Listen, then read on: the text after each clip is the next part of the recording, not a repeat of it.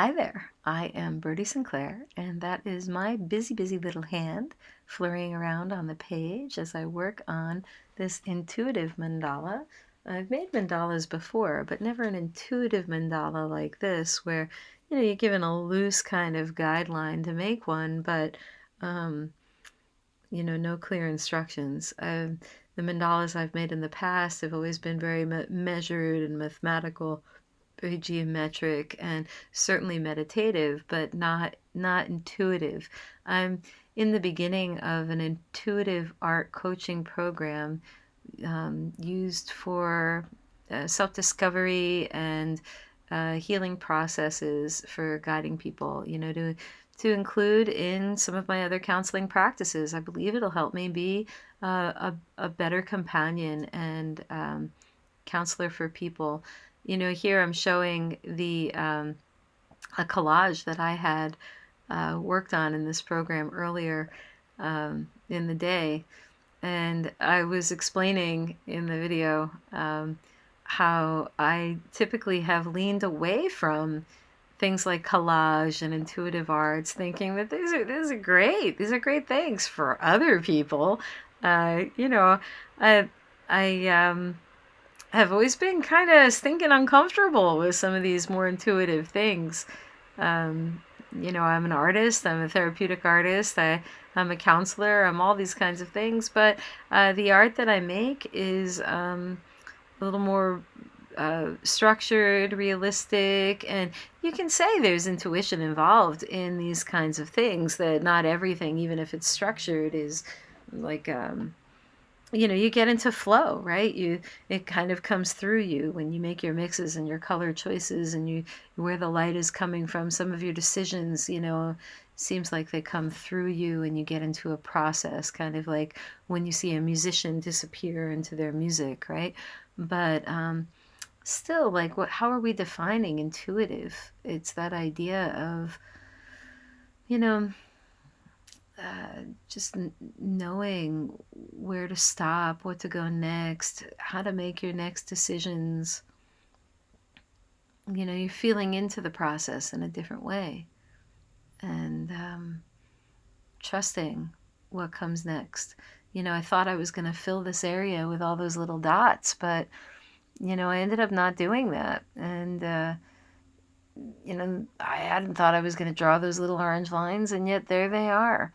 And trying to decide, well, what comes next? What do I want to do? And I really just had to zoo out and lean in and say, oh, well, what do I feel like making? And how am I making those decisions, and what color feels right, and what's going to happen if that's not so perfect when I go around, and will it connect? And I'm feeling like that looks kind of derpy, and I'm gonna see, how many times I want to go around until it feels right. And I started thinking about Bob Ross here, and does Bob Ross, have happy accidents? He sure does. There are no such thing as accidents. You just kind of lean in and see what goes on and how you're feeling as it goes on. And it made me think a little bit about shenpa, and the anxiety, the mind formations that we create that lead to suffering. Shenpa is a Buddhist word that describes those kinds of mind formations, and we can get into that in some other conversation that we have. But thinking about when is it that we know, and that doesn't necessarily connect with the rational mind. It really connects more with the intuitive body, right? We just know what we know, we feel what we feel, and we can't always quantify why we know and feel the things that we do.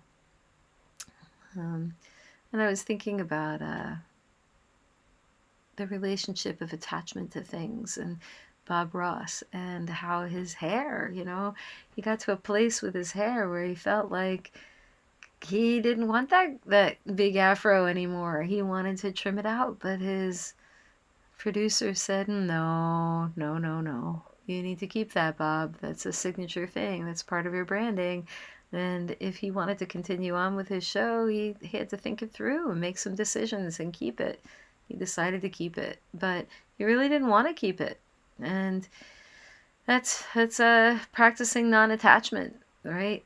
Having his hair identify his personality, or can he practice non-attachment with his hair and be his own person? Um,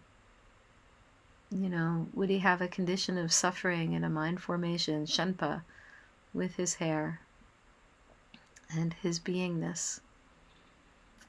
So I rambled about that a little bit, and then I thought, well, how many more things was I going to add to this? What was my feeling about when done was done?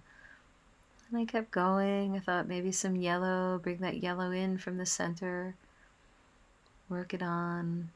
Some nice leaves glowing out from there. That's kind of fun.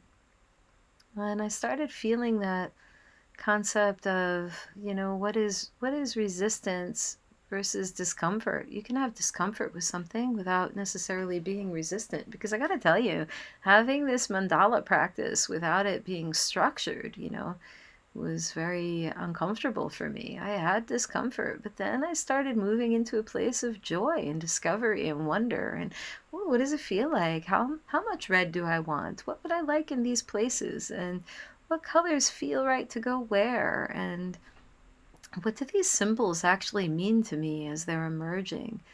And enjoying the process as it came through. It's very pleasant.